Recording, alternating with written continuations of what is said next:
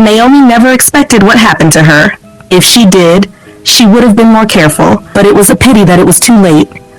Naomi didn't speak much. She didn't complain. She simply worked like a ghost in someone else's home. Naomi, the housemaid, 18 years of age, an orphan, fragile-looking but strong where it mattered.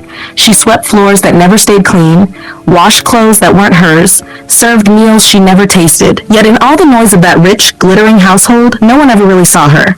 Except Amanda.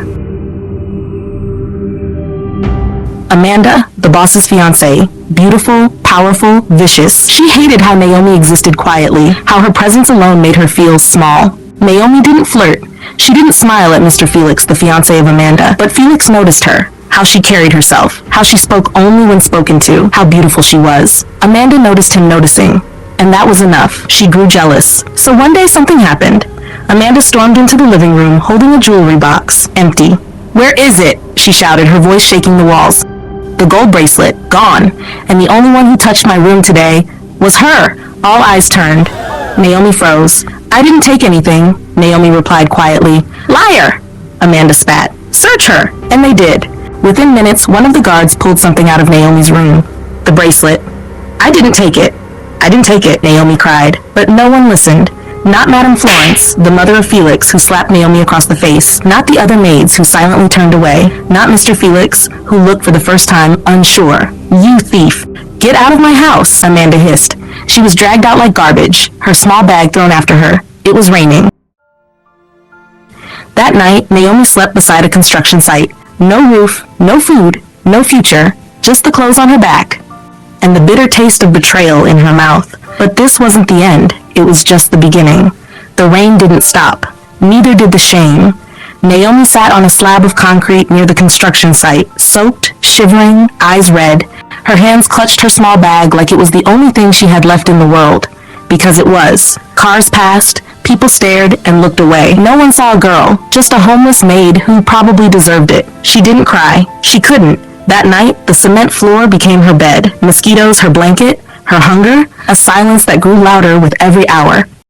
Morning came with sun and dust, the sound of shovels, metal clanking, cement being poured. Naomi stood up, legs weak, and walked slowly toward the gate of the construction site. She had no plan in her head, just desperation. She didn't know what to do. "Please, I'm looking for work," she said to the gate man, voice hoarse. The man looked her over, slippers soaked, skirt stained, hair damp, eyes tired but still alive. "Work?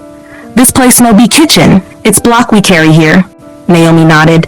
"I'll carry blocks." He laughed and turned to another worker. "See this one that is small like pigeon? Say she wants to carry block." They laughed. But an older worker, gray beard, sharp eyes, stepped forward. "Let her try," he said. "If she faints, she faints." Naomi followed them inside. Her first task, carry a single block from one end to the other. She staggered. Arms shook, but she didn't drop it.